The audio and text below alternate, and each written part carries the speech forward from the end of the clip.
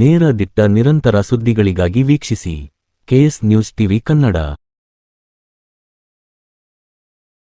ವಿಜಯನಗರ ಜಿಲ್ಲೆ ಹರಪನಹಳ್ಳಿ ತಾಲೂಕಿನ ಅರಸೀಕೆರೆ ಗ್ರಾಮದ ಎ.ಎಚ್.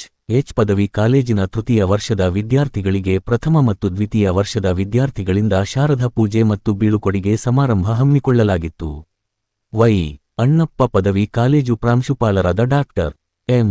ಸುರೇಶ್ ಉದ್ಘಾಟಕರಾಗಿ ಮಾತನಾಡಿ, ಅಂತಿಮ ವರ್ಷದ ವಿದ್ಯಾರ್ಥಿಗಳು ಉತ್ತಮ ಅಂಕ ಪಡೆದು ಉತ್ತಮ ಸಾಧನೆ ಮಾಡಬೇಕು.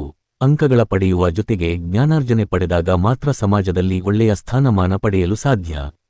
ಉತ್ತಮ ಅಂಕಗಳು ಪಡೆ ಮಾತ್ರಕ್ಕೆ ನಮಗೆ ಉದ್ಯೋಗ ಸಿಗುವುದಿಲ್ಲ, ಏಕೆಂದರೆ ಪ್ರತಿಯೊಂದು ಹುದ್ದೆಗೆ ಸ್ಪರ್ಧಾತ್ಮಕ ಪರೀಕ್ಷೆ ನಡೆಸುವುದರಿಂದ ಪ್ರತಿಯೊಬ್ಬರೂ ಸ್ಪರ್ಧಾತ್ಮಕ ಪರೀಕ್ಷೆಗೆ ತಯಾರಿಯಾಗಬೇಕು.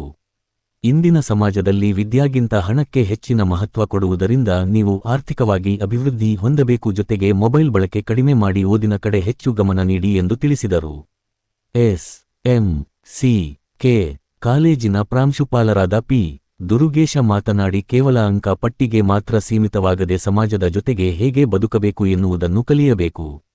ತಂದೆ ತಾಯಿಯನ್ನು ಹೆಚ್ಚಾಗಿ ಪ್ರೀತಿಸಿ ಹಿರಿಯರಿಗೆ ಗೌರವ ನೀಡಿದಾಗ ಮಾತ್ರ ನಿಮ್ಮ ಓದಿಗೆ ಮಹತ್ವ ಬರುತ್ತದೆ ಎಂದು ತಿಳಿಸಿದ.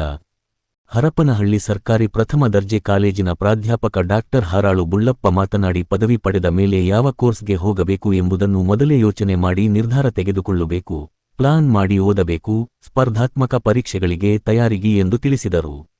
ಈ ಸಂದರ್ಭದಲ್ಲಿ ವಿದ್ಯಾರ್ಥಿಗಳಿಗೆ ವಿವಿಧ ಸ್ಪರ್ಧೆಯಲ್ಲಿ ವಿಜೇತರಿಗೆ ಬಹುಮಾನ ನೀಡಲಾಯಿತು. ನಂತರ ವಿದ್ಯಾರ್ಥಿಗಳಿಂದ ಸಾಂಸ್ಕೃತಿಕ ಕಾರ್ಯಕ್ರಮ ನಡೆದವು.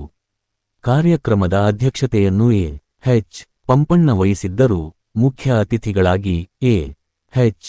ಬಸವರಾಜಪ್ಪ, ಗುರುಶಾಂತಗೌಡ, ಎ.ಎಚ್.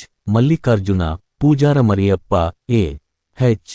ನಾಗರಾಜ್, ಬನ್ನಿಮಟ್ಟಿ, ಸಿದ್ದಪ್ಪ, ಎ.ಎಚ್. ವಿಶ್ವನಾಥ್, ವಾಗೇಶ್, ರಾಕೇಶ್, ಕಾಲೇಜಿನ ಪ್ರಾಂಶುಪಾಲರಾದ ಎ.ಎಚ್. ಉಮೇಶ್, ಉಪನ್ಯಾಸಕರಾದ ವಿದ್ಯಾ, ಗೀತಾ, ಡಾಕ್ಟರ್ ಚಂದ್ರಪ್ಪ, ಕಾಂತೇಶ್ ಹಾಗೂ ವಿದ್ಯಾರ್ಥಿಗಳು ಪಾಲ್ಗೊಂಡಿದ್ದರು. ವರದಿ Mahesh, Arasikere, KS news TV Kannada. ಕನಿಷ್ಠ ಒಂದು 30 ಲಕ್ಷ ಬೇಕು. ಹಾಗಾಗಿ ನಾನು ಹೇಳ್ತಿರೋದೇನಂತಂದ್ರೆ, ವಿದ್ಯೆನೂ ಬೇಕು, ವಿದ್ಯೆಯ ಜೊತೆಗೆ ಆರ್ಥಿಕವಾಗಿ ಅಭಿವೃದ್ಧಿಯನ್ನು ಹೊಂದುವ ಕಡೆಗೆ ಗಮನವನ್ನ ಹರಿಸಬೇಕಾಗಿದೆ. ಪುಸ್ತಕದ ಹುಡುಗಳಾಗಿ ಪುಸ್ತಕದ ಜ್ಞಾನವನ್ನ ತಿಳಿದುಕೊಳ್ಳಿ. ಇವತ್ತು ಸಮಾಜದಲ್ಲಿ ಏನು ನಡೆಯುತ್ತೆ ಅನ್ನೋದ್ರ ಕಡೆಗೆ ಗಮನವನ್ನು ಕೊಡಬೇಕಾಗಿದೆ. ನೋಡಿ, ಇವತ್ತು ನಮ್ಮ ಹಳ್ಳಿಗಾಡುಗಳಲ್ಲಿ ಶಾಲಾ ಕಾಲೇಜುಗಳನ್ನು ತೆರೆದಿದ್ರೆ ನೀವು ಯಾರು ಕೂಡ ಡಿಗ್ರಿಗೆ ಹೋಗೋರಲ್ಲ, ಹತ್ಮಳಿಗೆ ಹೋಗೋರಲ್ಲ, ಹೋದ್ರು 10% ಹೋಗೋರು. ಇನ್ನು 90% ಹುಡುಗರು ವಿದ್ಯೆ ಇಲ್ಲದೆ ಹಾಗೆಯೇ ವಂಚಿತರಾಗಬೇಕಾಗಿದೆ. ಆದ್ರೆ ಇವತ್ತು ಹಳ್ಳಿ ಮಟ್ಟದಲ್ಲಿ ಇಂತಹ ಸಂಸ್ಥೆಗಳನ್ನ ಸ್ಥಾಪನೆ ಮಾಡೋದ್ರ ಮೂಲಕ ನಿಮ್ಮೆಲ್ಲರಿಗೂ ಶಿಕ್ಷಣ ಕೈ ಸಿಗುತ್ತೆ. ನಿಮ್ ಮನೆ ಬಾಗಿಲಿ ಬರ್ತಿದ್ದಾರೆ ನೋಡಿ. ಒಬ್ಬ LKG UKG ಹುಡುಗರಿಗೆ ನಾವು 15-20 ಸಾವಿರ ರೂಪಾಯಿ ಫೀಸ್ ಕಟ್ತೇವೆ. ಇಲ್ಲಿ ಬಂದು ನಾವು 8,000 ರೂಪಾಯಿ ಕಟ್ಟ ಬಂದ ಬಹಳ ಕಷ್ಟ ಅಲ್ವಾ? ಎಷ್ಟೋ ಹುಡುಗರು ಡಿಗ್ರಿ ಕಾಲೇಜ್ ಹುಡುಗರು ಇನ್ನು ಎಷ್ಟೋ ಮಂದಿ ಅಡ್ಮಿಷನ್ ಫೀಸ್ ಕೊಟ್ಟಿರಲ್ಲ. ಪಾಪ ಅವ್ರು ಯಾಕೆ ನಾವು ಉಮೇಶ್ ಕೊನೆ ಕೇಳಿದ್ರೆ, ಸಾರ್ ದುಡ್ಡಿಲ್ಲ ಸರ್, ಅದು LKG UKG ಕಟ್ಟಬೇಕಾದ್ರೆ 10,000 20,000 ಎಲ್ಲ ಕಟ್ಟ. ಅದೇ ನಾವು ಒಂದು ದಾವಣಗೆರೆ ಹೋಗಿ ನಾವು ವಿದ್ಯಾಭ್ಯಾಸ ಮಾಡ್ಬೇಕಂದ್ರೆ 30,000-50,000 ರೂಪಾಯಿ ಬೇರೆ ಫೀಸ್ ಇರುತ್ತೆ.